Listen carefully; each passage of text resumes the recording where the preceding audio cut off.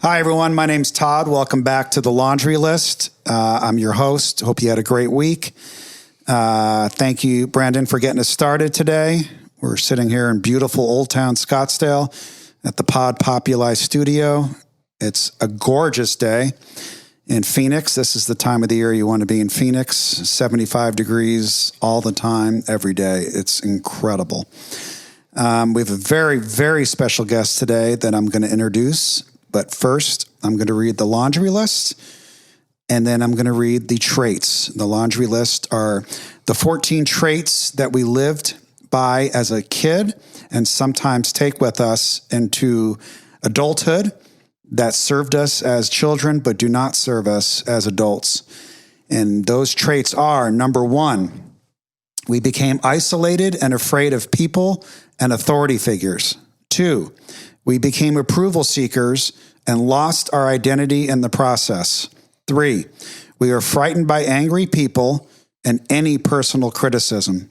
4, we either become alcoholics, marry them, or both, or find another compulsive personality, such as a workaholic, to fulfill our sick abandonment needs.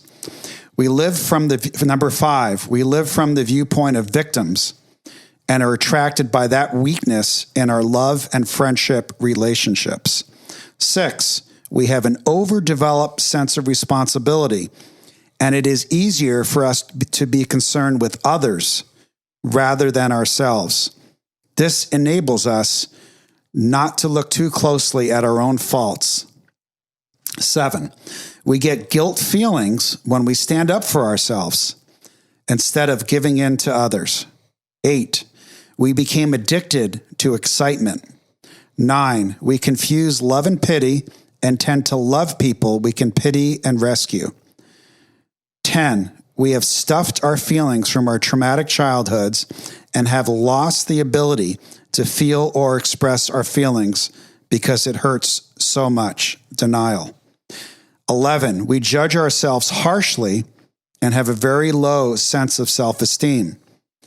12, we are dependent personalities who are terrified of abandonment and will do anything to hold on to a relationship in order not to experience painful abandonment feelings, which we received from living with sick people who were never there emotionally for us. 13, alcoholism is a family disease. We became para-alcoholics and took on the characteristics of that disease, even though we did not pick up the drink. And 14, para-alcoholics are reactors rather than actors. Tony A., 1978. So that is what we had back when we were kids, and sometimes we still live in those traits. But then, then what we do is we do the work, and then we live in what's called the promises. And the promises of ACA, I'm going to read the solution. Okay, 1, we will discover our real identities by loving and accepting ourselves. 2, our self-esteem will increase as we give ourselves approval on a daily basis. 3, fear of authority figures and the need to people please will leave us. 4, our ability to share intimacy will grow inside of us. 5, as we face our abandonment issues, we will be attracted by strengths and become more tolerant of weaknesses. 6, we will enjoy feeling stable, peaceful, and financially secure. 7, we will learn to play and have fun in our lives. That's an important one. 8, we will choose to love people who can love and be responsible for themselves. No more rescue. 9, healthy boundaries and limits will become easier for us to set and hold.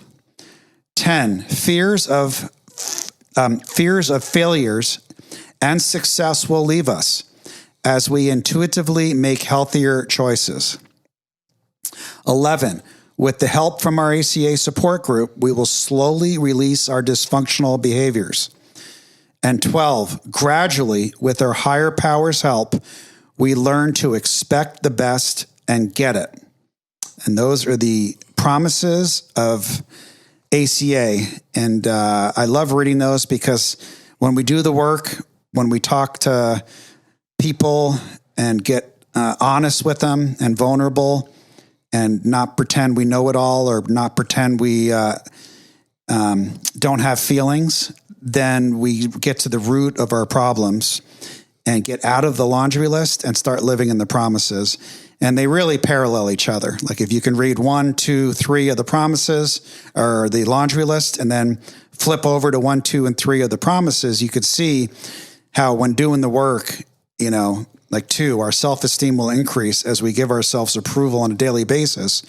If you read the laundry list, we get approval from our significant other, from our parents, from our job, from anybody but ourselves. So you could see the parallel, how we have low self-esteem. We need approval from others. We don't have a higher power working in our life. We need excitement, to the promises where we get those things from ourselves and create a life beyond our wildest expectations without the need to be codependent.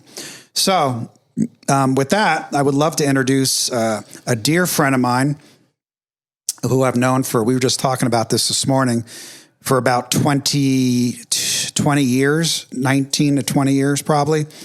And he's become my best friend, business partner, my uncle, and he's family. I mean, truly, in all senses of the word, family.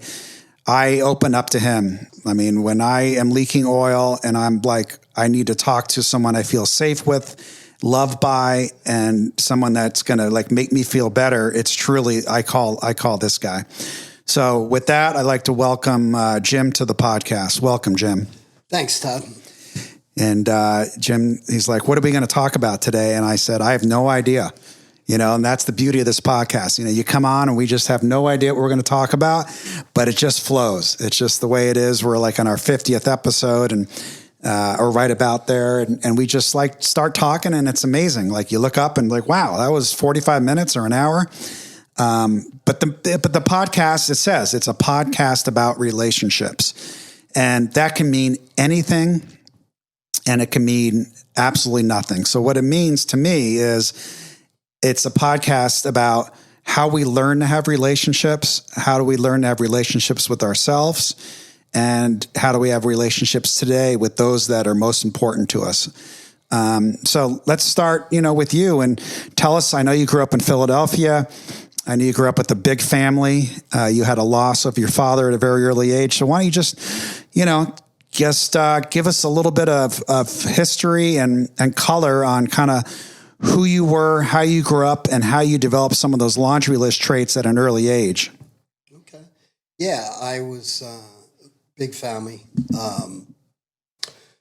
3 brothers, 3 sisters. I'm the youngest. Lots of cousins. Grew up in what would be a surreal life.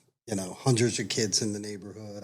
I just had a great life. But one thing that did impact me, and it impacted my whole family, and my parents were not alcoholics, and I hate to use the word dysfunctional, but everybody became dysfunctional because of the circumstances. They're victims of the circumstances. And my dad died when I was 3. My mom was raising 7 kids. And she worked too at the time? Yeah. Never heard her complain. You know what I mean? I gotta get up and get out the door by 7. I'm complaining, but never heard her complain. And but there was a lot of. So she wasn't really around 24/7 to raise you and give you that love and nurturing because she was busy trying to support the family. So you were really raised by your siblings and yourself. Yeah, and they're I have wonderful relationships with my brothers and sisters. They did the best that they could with what they were dealing with, and what they were dealing with was me, and I was really dysfunctional, and a lot of anger, a lot of yelling, a lot of rage.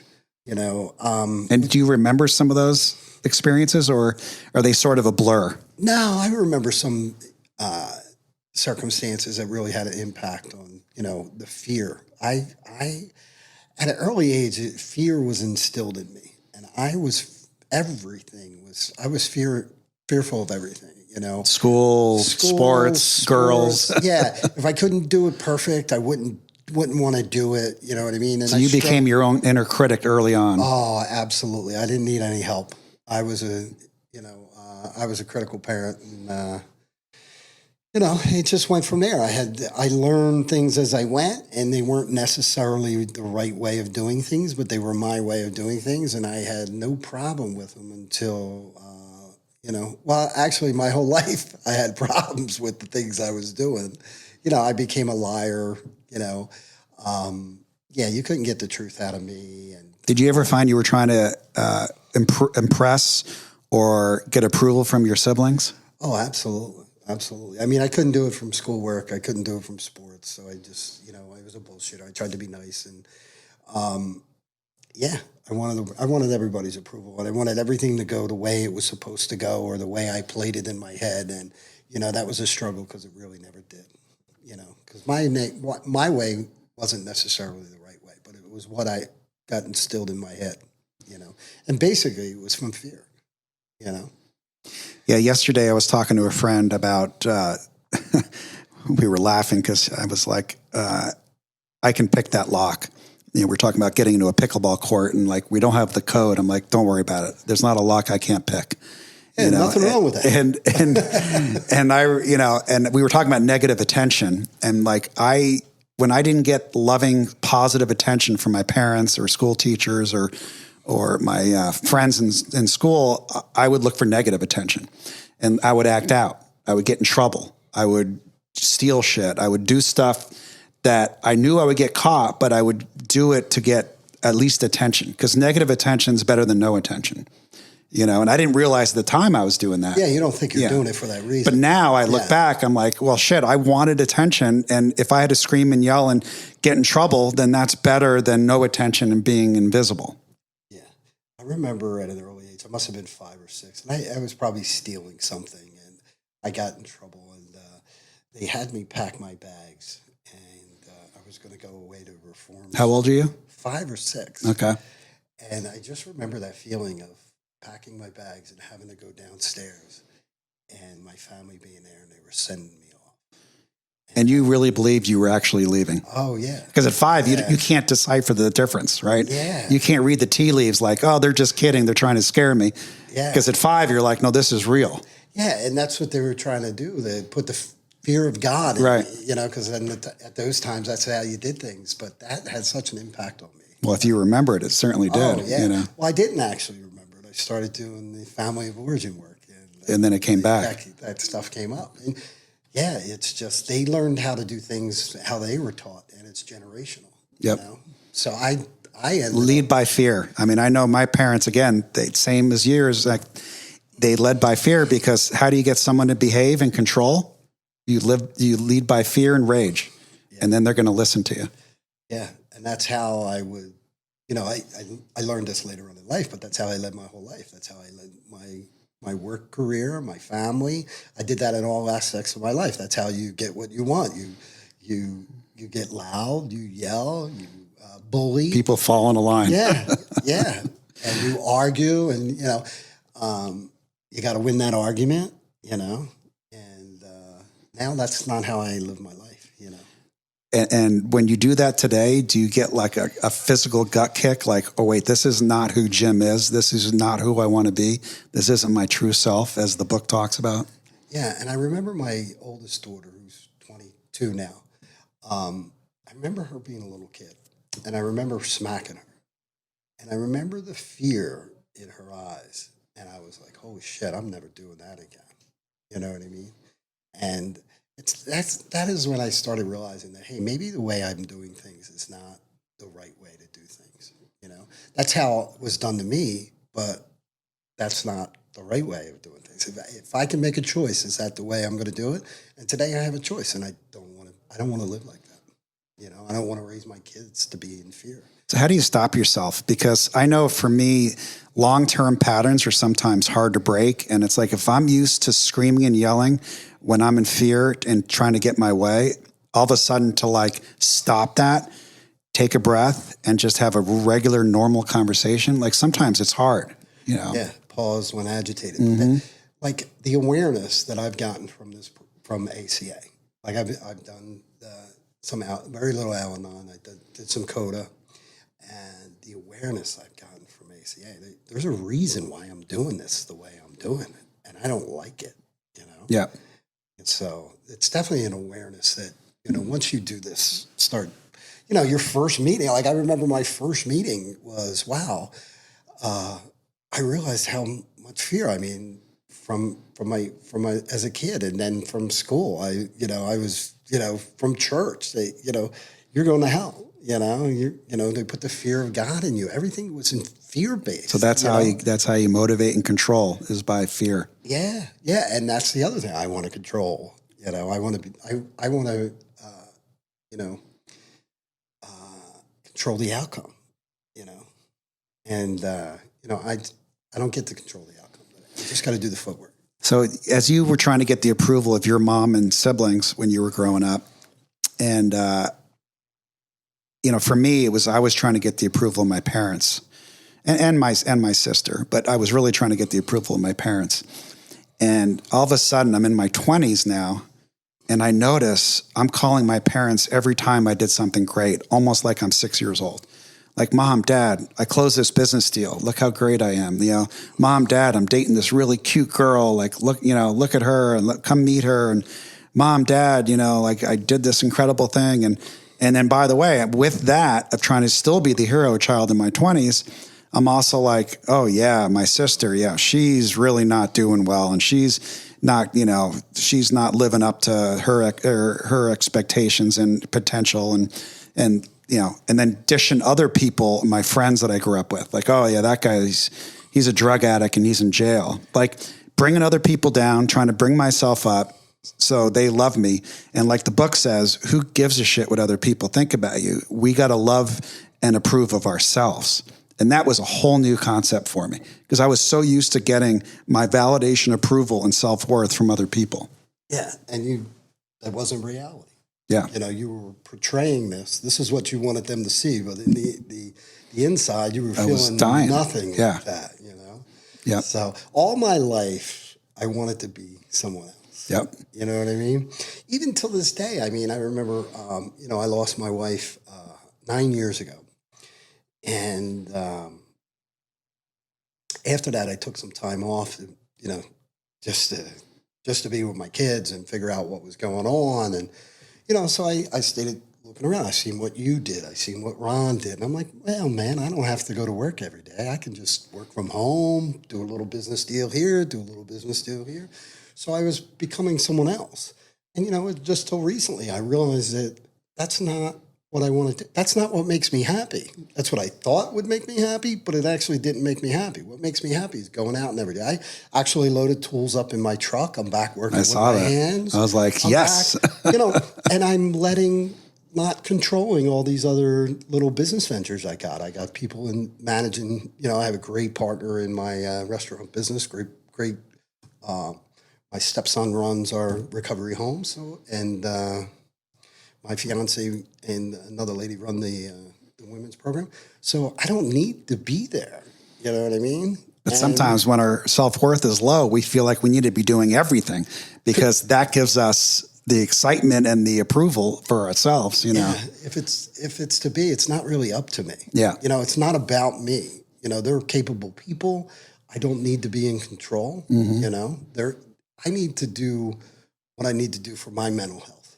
And being idle and being someone I'm not, trying to be someone I'm not, is not good for my mental health. There are some days where I'll listen to 3 hours of really good spiritual content because I want to and I like to, and it makes me feel better about myself. Yeah. Am I making money? Am I controlling other people? No. I'm sitting there listening to YouTube podcasts or YouTube videos and getting something that makes me feel better about myself. And yesterday I discovered 2 new things, Bashard and Abraham Hicks. And it's like, it just resonates. It makes me feel good about myself. Where like you just said, I used to wake up and be like, okay, who do I need to manage today? Who do I need to call? Who do I need to yell at? Who do I need to freak out about? And all I'm doing is making I feel worse about myself. My self-esteem actually goes down, not up. And how much fear do you have through the day? Yeah. And then how much reacting to that fear? You know what I mean? That's my thing. Like, I react to things that I'm fearful of. Yeah, and I want them to react, you know. And if they don't react, then I'm even more pissed. Yeah. Like, wait a minute, I'm yelling and screaming at you and getting upset, and you're actually being calm. Like, wait a minute, that's not cool. Those are the tools that you use to survive. You know? Yeah, the laundry list. I mean, that's why I love reading them, is because those worked when we were 6, 7, 8 years old in a dysfunctional home. But when you're in your 50s or 40s, or any time that you're an adult, it's like, that's no way to live. That's no way to live. And that's why we drank, and that's why we did drugs, and that's why we became workaholics, because we were living in such fear and control. But I don't know about you, Jim, but like when I was in my teens, even to my early 20s, when I would watch a movie, I'd want to become that guy. So I don't know if you remember that movie, The Doors, with Jim Morrison. Yeah. Val Kilmer played Jim Morrison. He was a cool dude. He was a cool dude. And I just thought the world of Val Kilmer and the world of Jim Morrison. He died at 27. And I literally remember watching that movie, and I went out and bought a bottle of Jack Daniels, started dressing like him. I grew my hair out long like him. And I started becoming Jim Morrison. You know, like this eccentric, crazy, alcoholic guy. And I'm like, I want to be Jim Morrison. And then a year later, I was off that kick, and I read the Donald Trump book, and I wanted to be this real estate mogul, you know, and this irate, controlling real estate mogul. And then I would watch a Quentin Tarantino movie, and I'd want to be a mobster. So I'm like, let's start stealing shit and start like really getting in trouble. So like I was a chameleon. Like I just wanted to become everybody else but me, because I didn't know who I was. Always wanted to be someone else. Always wanted to be someone else. And actually, you know, after I got sober, I would, you know, I'm a monkey see, monkey do type of guy, right? So I was doing it in sobriety. I would see what this guy's doing in sobriety, and I'm going to do what he does. You know what I mean? And there's people in my life, in my sobriety, that I admire, and I wanted to. That's the healthy. That's the healthy reflection. Yeah, but sometimes I would take it to extremes. You know. So, but yeah, I always wanted to be. I was not okay in my own skin. Today, I'm kind of okay. Most days, I'm okay in my own skin. You know what I mean? I got to catch myself. I'm lucky. I'm in a healthy relationship with somebody it's healthy because she's pretty healthy. Yeah. You know what I mean? She's pretty smart. So you can look at yourself and say, where do I need to, improve so I can feel more self-love? And if I don't see it, she'll point it out to me. Yeah. You know. Well, it's interesting you bring up your significant other, because my significant other, who's your niece, my wife's mother and Monica, Jim's wife, were sisters, or are still sisters. And, my wife decided this summer that she didn't want to be in AA anymore. And she doesn't think she's an alcoholic. And that gave me a lot of fear. And she started doing other spiritual remedies to have her grow and be comfortable in her own skin. And at first I was like against it and in fear and in control and like, this isn't going to work. And I just, like you just said, I took my hands off the wheel and just let God do what he's going to do. And it's turned out so far to be a beautiful experience, because she's becoming more comfortable in who she is and more loving and more vulnerable. I mean, she cries and, she's like a real person. But my first reaction was, no, we're going to get divorced. If you don't go back to AA, we're getting divorced. I don't like this. This is not good. And again, I'm judging something before I've seen what the experience is going to look like. And you create the outcomes in your head. Right. You create the good outcome and the bad outcome. And if you don't do it this way, this is the outcome. Right. We think we know best. And I know, Barb, your fiance, like open a business and you're trying to micromanage this and you need to do this and you need to do that. And it's like the more we do that, the more uncomfortable we become. And the more we're distancing ourselves from them too. Right. There's no intimacy in trying to control. And I think that's why I tried to control people for so long. When I met my first wife, she had 2 full-time jobs. And once we started dating, I'm like, okay, you're quitting both your jobs because I'm your job now. I'm your job. And I remember like the more I try to control people, it's impossible to have an intimate, loving relationship with. Yeah. Because now it's like an employee-employer relationship. Same thing with me and Barb. I suggested to her that she quit her job. We go in business together. And then I wanted to control that. So if you're in business with someone, it's a partnership, not a controlling relationship. Right. You know what I mean? It's not healthy. You're not healthy. The relationship isn't healthy. And you make that other person unhealthy. And I have the ability to make other people unhealthy. Right. You know what I mean? Just by being in a relationship with me, whether it's an intimate relationship as in Barb or a working relationship as in my partner or employees.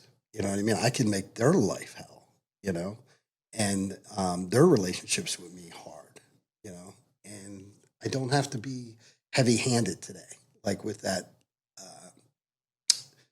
the volatile, the reaction, you know, the yelling, you know, so I can be an adult. Yeah.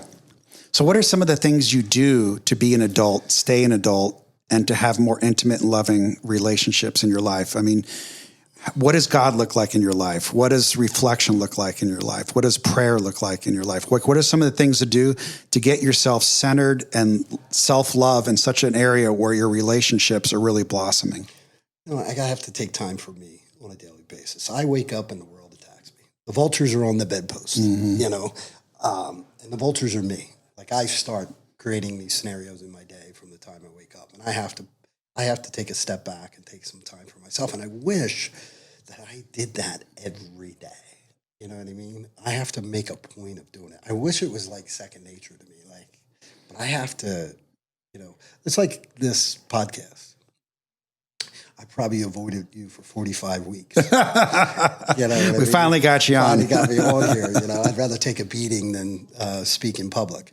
But you know, if I'm with you one-on-one, I don't shut up. But you know, speaking in front of people, I don't want to speak in front of people. But yeah, it's work for me because my mind attacks me when I wake up. And you know, usually in the mornings I take time. Barb likes to do a reading together, and that actually is pretty good. It sets. So you do the reading, and then you like have a little. You talk about the reading. Yes, and mostly she does. I like to hear her what she has to say, and you know, sometimes she'll be reading, and I zone off into something. Thinking about business. Yeah. Oh, I got to call Barry. I got to set up out my day, writing down. You know, but yeah, and then mostly is when like I do it through the course of the day. I'm questioning myself, like, am I, you know, like I go to a job site this morning before I came here, and you know, I'm trying to maximize what I get out of the guy that's working there doing it. But it, you know, what I realize is it's not always about me. How about him? You know what I mean? How about his life and what he's putting together and the life he's building? Maybe I'm just helping him instead of me trying to get out of him what I think I need as an employee. You know, and that's a different perspective. So I'm trying to look at things from other people's perspective or what I think other people's perspective is and trying to get out. I'm naturally selfish, self-centered, right? So it's always about me. What am I getting? Yeah. How's this benefiting me? Yeah. Yeah. How am I making more money? How am I looking better? Yeah. You know, it's funny. It's like the step 12 in any 12-step program is about being of service to others and then admitting us also when we're wrong. And I remember when I first came into AA, I had such a hard time not believing these people wanted something from me. Like, what's the angle here? What's going on? What's the angle? Like, and then you realize after coming around for a while that people just want to help you and they want to love you and they want to see you succeed. And what they get out of that is self-love and feeling better about themselves.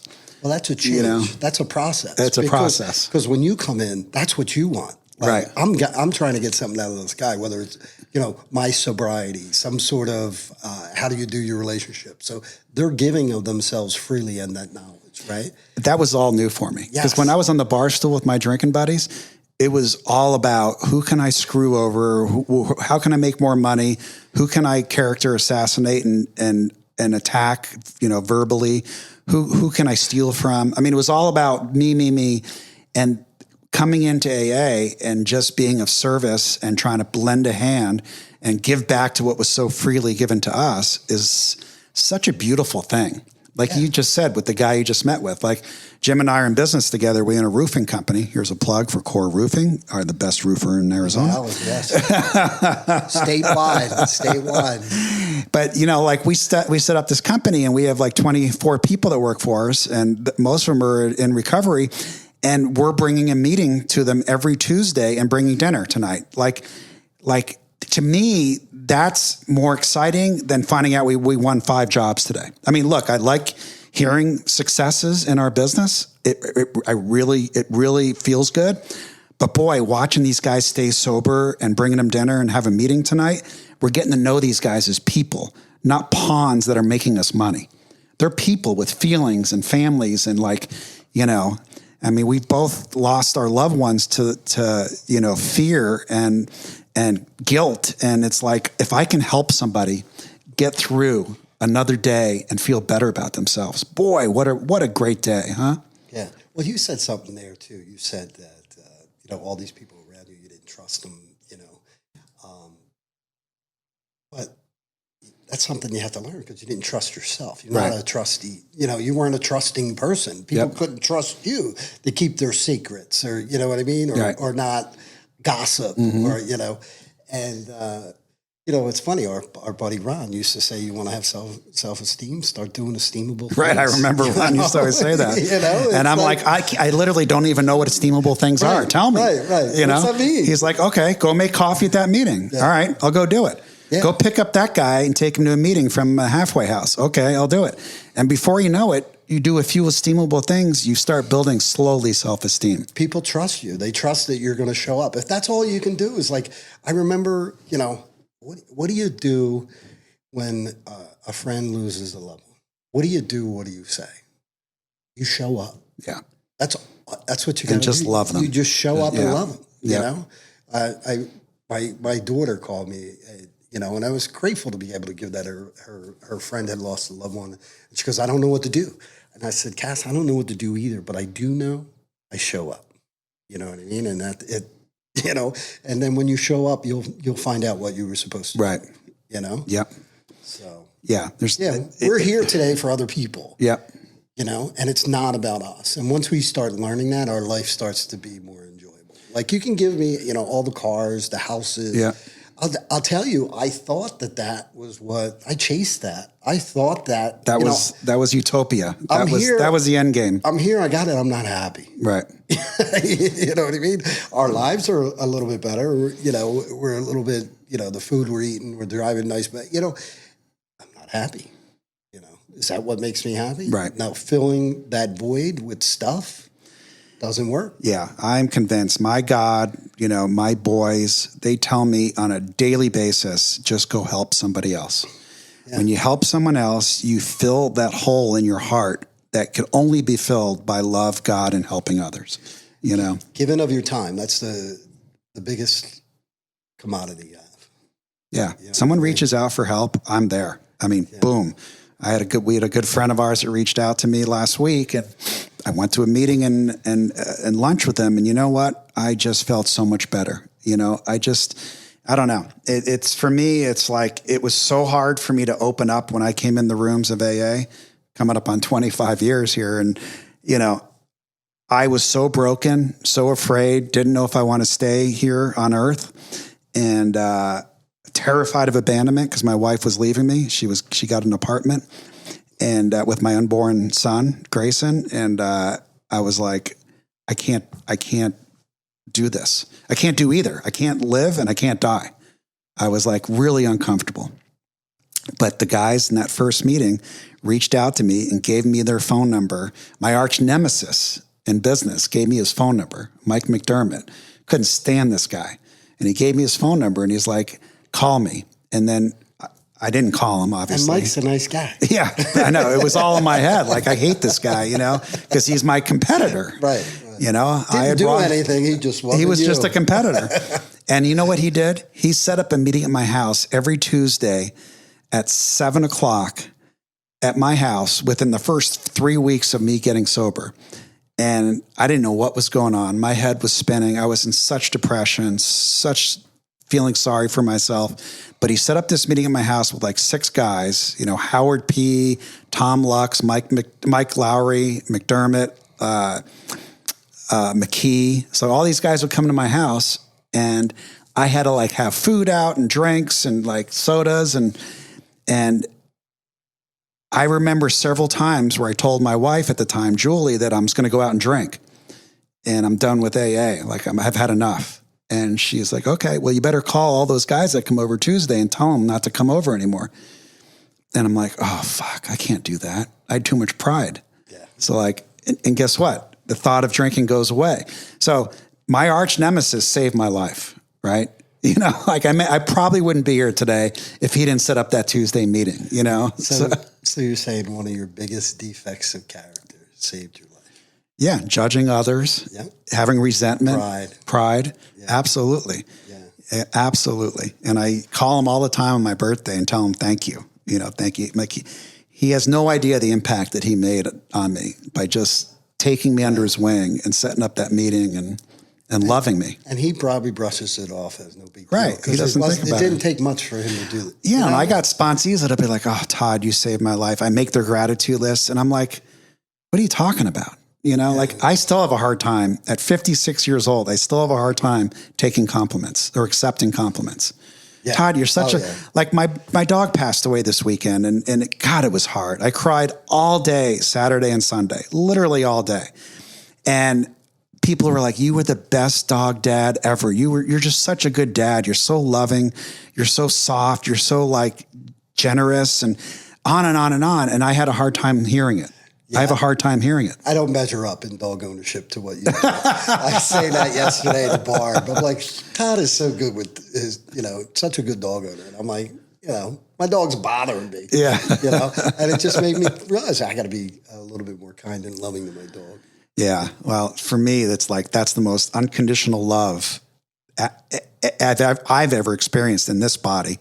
Is the love from my dogs, especially Marcel and Gigi, and watching that love transpire to my boys at an early age. Because, you know, it's hard growing up. And it's like when you have that dog to just give you such love and affection and be there for you. Like you said, just sit with you when you're really in fear and going through a hard time. Like that's doggy love. Yeah. You know, it's like it doesn't get more unconditional than that. They know what you need right when you need No question. Yeah. And I'm convinced this dog hung on for another year because, you know, she knew I needed her, you know. Yeah. So it was like, thank you. You're going to be, she knew you were going to be okay. Yeah.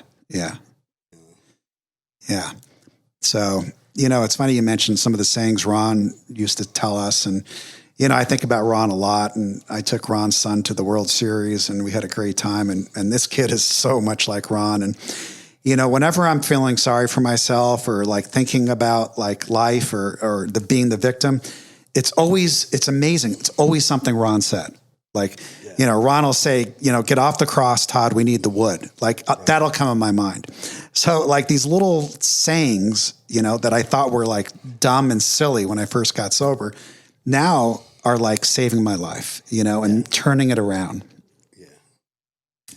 So what would you tell the young kid out there who's maybe 16, 17, 18, 19, who's like really struggling with drugs and alcohol, confidence, self-esteem, you know, living deep in the laundry list and just really uncomfortable in their own skin? What would the adult Jim that's been through life, you know, over halfway his life, what would you tell them as like a parent, mentor, friend, brother? You're not alone. And there is a solution. You don't have to do this alone. And, you know, there's a lot of people out there that struggle the way we do, you know. And like you said, we're blessed. You know, we're blessed to be here. This program literally saved my life. If the drugs and the alcohol weren't going to take me out, I would have took me out, you know, if I had not found the solution, you know. And life is a struggle, you know. Things are tough. And, you know, it's not easy. Life is not easy, but you don't have to do it alone. You don't have to live in your own head, live in your own ideals, and set up this idea that life needs to go this way. And if it isn't going this way, it's not right. I won't be happy, you know. And happiness is just on the other side of that threshold. You know what I mean? If you can get yourself to a meeting, like sponsorship, man, having a sponsor saved my life. You know, I've had 5 sponsors, you know, a few of them are passed away, but they literally saved my life. They brought me, you know, for years. I used to say that I was in and out of this program for years, and my sponsor said, stop saying that because you weren't really in this program, you know. What did you do? Did you ever have a sponsor? No. Were you part of? Did you have a commitment? No. Did you do the steps? No. Finally, when I started actually being a member of this program, my life started to change. And that guy, I remember walking into that room and, asking that guy to be my sponsor. And he was nothing like me. You know what I mean? He had a big cowboy hat, a big buckle. I'm straight off the bus from Philadelphia. But what he had was a sponsor or a smile. I hadn't been happy for years, and I got that guy who I thought was nothing like me, to be my sponsor. And he started pushing me. He was really good because he started pushing me towards, I relied on him, I relied on the group, and then he pushed me towards a reliance upon God. And building that relationship with God was it drastically changed my life and changed the trajectory of my life. And, I got to choose that God.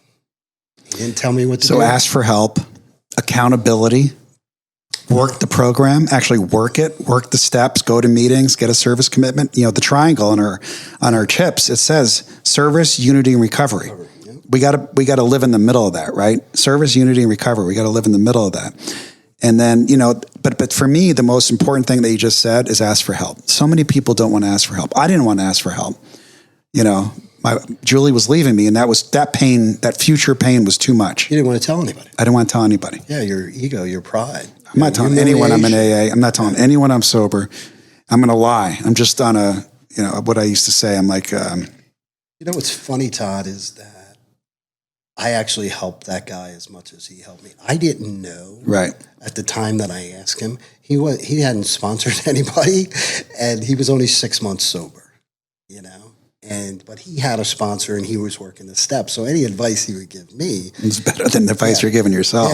Yeah, and he would laugh at me and he'd say, "Hey, let me," he says, he would tell me that he wouldn't tell me what to do. He would make a suggestion. He said, maybe you ought to open up the book and start looking at these pages of the book, or call some other guys in AA. And then he would say, let me know how you make out with that. And, he'd give a little chuckle because he knew I probably wasn't going to listen at first, but then I would probably come around after the pain and suffering. Because through the pain and suffering came the willingness to do something different. And after a while, I realized that I don't have to have that pain and suffering anymore. I don't need to go through life in pain. That reminds me of my first sponsor. I was always so riled up. And I remember I would call him all the time, leaving this business that I owned, this nutritional company. And I would call him and say, my partner's screwing me. My CFO's totally, screwing us. And I would just complain and just like how I'm the victim. I'm getting absolutely fucked here. And his answer was like, okay, that sounds really interesting. But why don't you go drive right now to the assisted living home and go read to your grandma who was on her last, bit of life. I'm like, this guy hear a fucking word I said? I'm just telling you, my partners are screwing me here and I need to figure out how to make this right. And he's like, okay, that sounds great, but why don't you go read to your grandma over at Brighton Gardens here on Thomas and just sit and read to her and hold her hand. So I did that, begrudgingly. And it's amazing how I forgot about how they're screwing me a day later. Right. Put the shopping carts away. Yeah. Go put some shopping carts away. Make your bed. Yeah.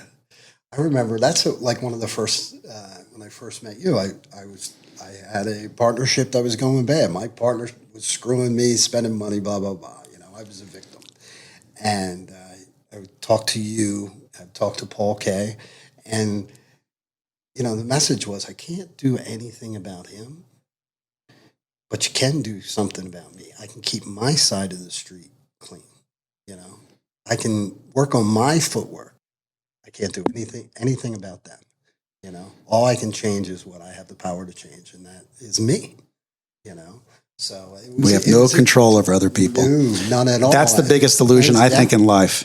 Yes, I think I can control other people, usually to give myself a better life or to give themselves a better life. Why would he be doing this to me? Yeah. Why? And then you start that inward spiral, of depression and anxiety and,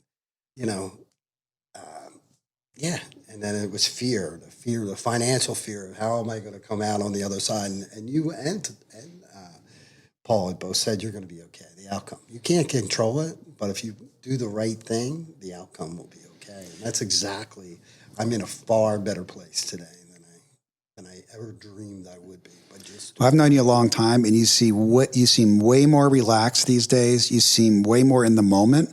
You seem way more like happy. Like one of the promises is we're going to learn to play and have fun in our lives. You seem to like be playing and having fun in your life.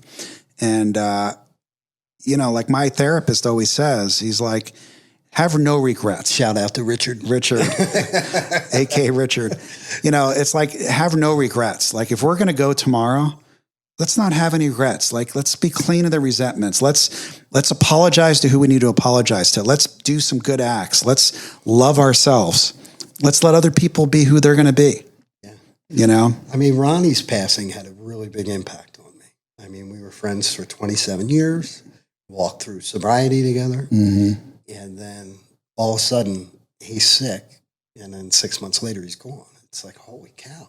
That could be me. That could be you. Yeah. Do I want to waste? I don't know what transpires tomorrow or 3 months or 6 months, but do I want to be the last days of my life being, and hopefully I live a long life, but do I want to be, if I don't make changes, do I want to be angry? Do I want to be, as our friend Morris would say, spring-loaded to the bitch position? No matter what happens, I'm ready to go. You know what I mean? Is that how I want to live my life? Is that how I want to be remembered? Yeah.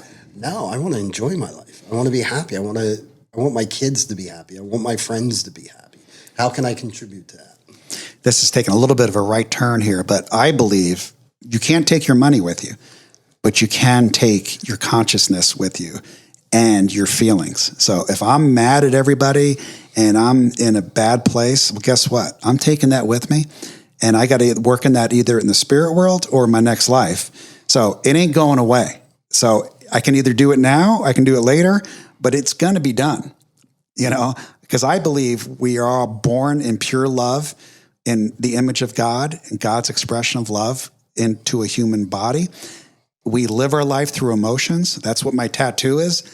The white light here going into the different emotions of a human body, So like, I believe once we're in pure spirit form without the body, there's no resentment and anger and jealousy. God saved that for our human experience, I got to get there. And it's like I got to work on that stuff. And like, I know what God wants me to do. And I write myself letters all the time. I mean, today I'm supposed to write a letter from Grayson to me and from God to me. What does Grayson want me to know? And they're really one and the same thing, What does Grayson want me to know right now is in pure spirit form, and what does God want me to know? Dear Todd. And I have sponsees do the same thing. Write a letter from God to you. What does he want you to know? And it's always the same thing. Love, love, love. Love others, love yourself, love your dog. It's the 7 deadly sins. Let's not judge other people. Let's not be jealous. Let's help people where we can. But that's so different than when you were 16, probably, right? When you're 16 or 17, it's like we're not thinking these things. But now we have the tools because of our path to do these things and to actually feel better about ourselves and to like carry the message of love and how to get there. Yeah. I see you doing it. I see you spending time on what's valuable to you and what's important to you. You know what I mean? And I'm picking up on that too. I got to get there. I'm a workaholic. You know what I mean? So I can get caught in that too. Trust me. Yeah. I mean, I could start 2 new businesses just right now in this podcast in my mind. It's like I think we were talking about it this morning. Castro's too. Yeah. But yeah, it's I got to spend the time on what's important. What's important? My mental health, my family, my relationships. Your relationship with God. Yeah. All my relationships. Yeah. The Eagles.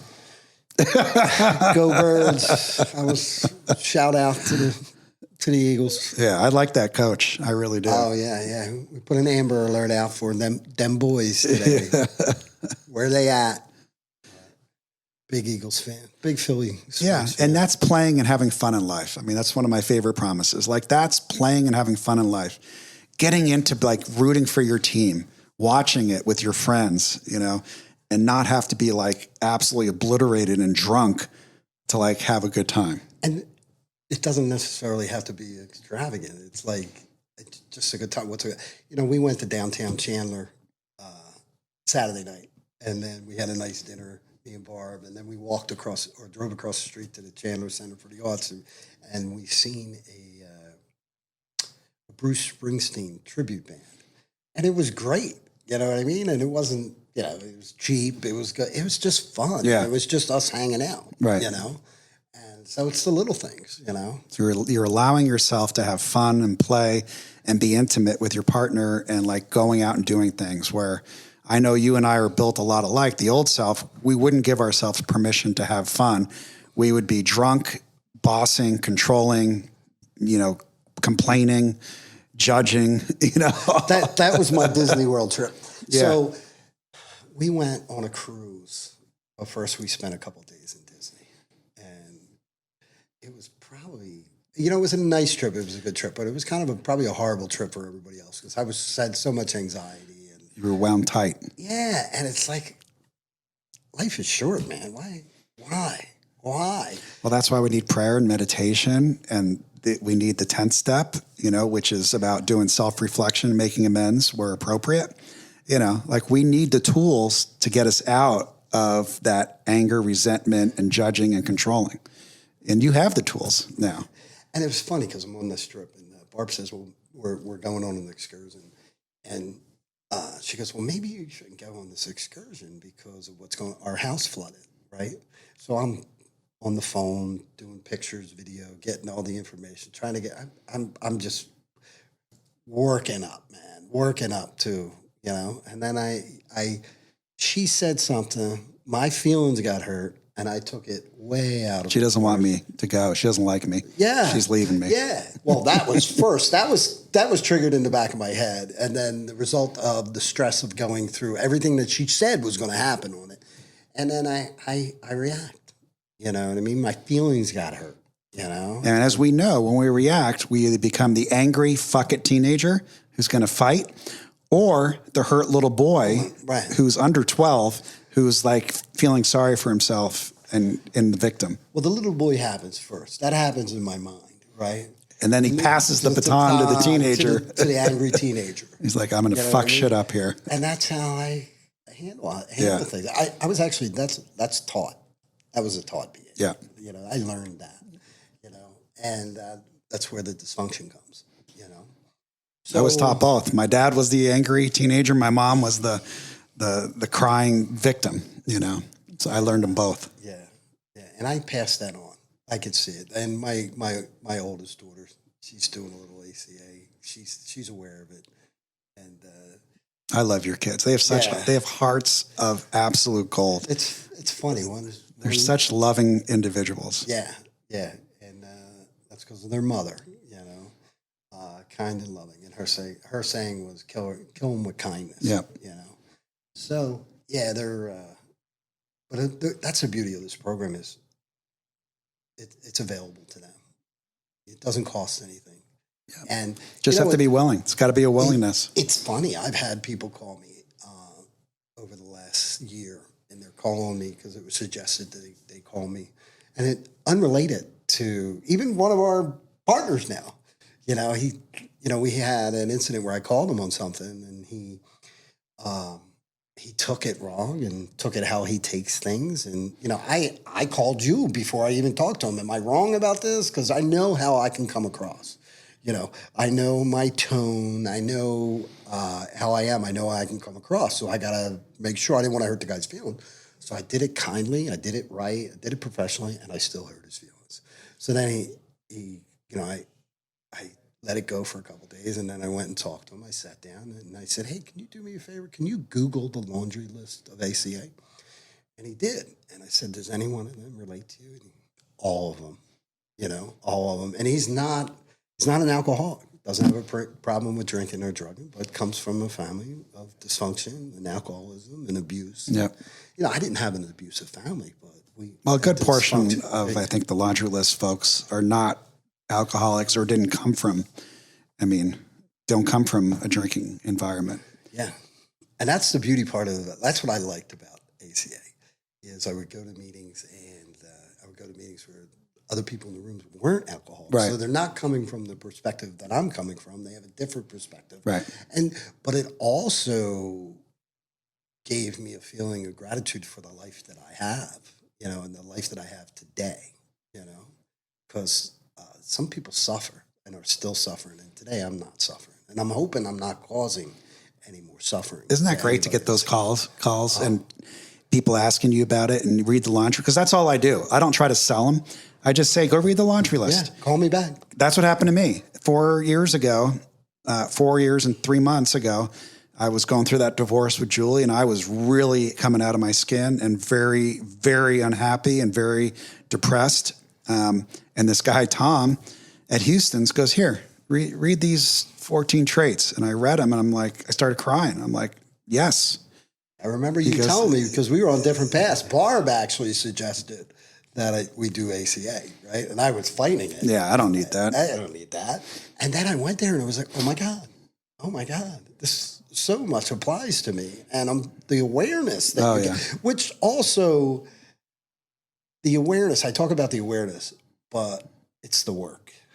You got to do the work. There's one thing to be, because you're coming from AA, you have this knowledge and you've done the 12 steps, but coming from AA into ACA, you can get caught with the knowledge, because you have the knowledge, but it's actually the work. Yeah, I'm doing the steps with a few guys right now in ACA, and I love seeing guys have the willingness to do it, because I find most guys do the first 2, 3, 4, maybe 5 steps, and then they quit. They're like, okay, that's enough, and it's really easy, because when you do the steps in ACA, it's a yellow workbook, and they actually ask you the questions. You just answer them. It's really laid out very clearly for you. But what I love about the steps is it really does show that blameless inventory of your siblings and your parents on where you got traits that are not serving you anymore, that are serving the laundry list, not the promises. And so you can see them, but then it's up to you to you can't blame your parents. I mean, when you're in your 50s, you can't be like, well, my dad did this, that's why I'm like that. You got to quit that narrative. Where did he get it? Right, from his parents. He was taught. Yeah. He wasn't born with it. He was taught that stuff. So, I love doing the work. I love seeing you guys. Like in my circus, my mother was an unbelievable woman. My father, I was 3 when my father died, so I didn't really know my father. But just from what people tell you, his brothers, he had a lot of brothers, a lot of sisters, a big family. Great guy. My mom was phenomenal, just a wonderful woman.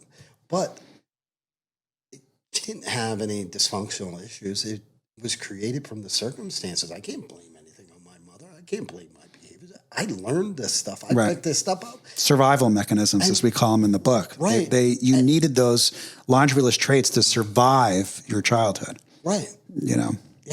I picked them up. They weren't. They weren't. But as an adult now, it's a choice. And I can pass that on, or I can pass the kindness and the loving and because I still love rescuing. I could even rescue in AA.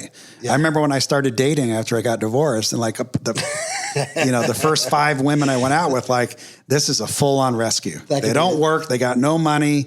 They got medical issues. Podcast. Yeah. I got to. This is perfect. Because I'm going to feel better about myself. Yeah. So it's a choice today. Superman. Yeah. But back then as a kid, it wasn't a choice.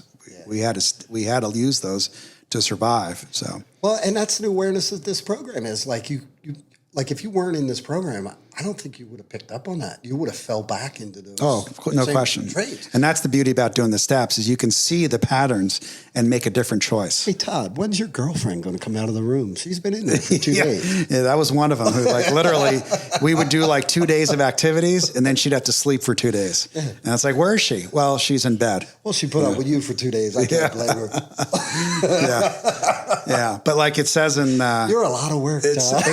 It says in our material, we are very bad enders because we're afraid to hurt other people's feelings. And that is putting other people ahead of us. putting other people ahead of us because we are afraid of the abandonment, hurting others, and we're last. We're last. And, people are like, are you happy? No. Do you like spending time with her? No. Do you have a lot of common interests? No. Why don't you break up with her? I can't lose her. I can't lose her. I can't get anybody else. The kids, I'm afraid to. I'm afraid of her. And it's like, again, laundry list, laundry list, laundry list. What's she going to do without me? Right. She can't survive without me. It's unbelievable. But, that's why I love this podcast and doing it. And like it says on our little logo here, it says love, truth, family, happiness, honesty, and most importantly, being an adult. That's a hard one. Being an adult, and when we're unattached and I could see something clearly as being unattached, I can make adult decisions. But when I'm emotionally attached, especially out of fear, I'm making a child decision. So, well, we really are glad you came on, Jim. It's amazing how quickly an hour and 15 minutes goes by, Kidding. He's like, what are we going to talk about? I'm like, I don't know. We'll figure it out. And boom, an hour and 15 minutes goes by. And I appreciate your honesty, your vulnerability, and your patience with coming on this podcast. I knew you would eventually come on, and we'll definitely have you back. You have a lot to offer and help others. If you want to be on the podcast, please email us. If you want to leave a comment, rate us, review us. Spotify, we're on YouTube, we're on Google. Anywhere you get your podcast, please rate us, give us feedback, comments. As I said, we're coming up to that 10,000 listener mark. And if you need a red book, let us know. We'll send you a red book. And please, please, please be nice to my friend this week because we love you and we want you to love yourself. And we will see you next week on the laundry list.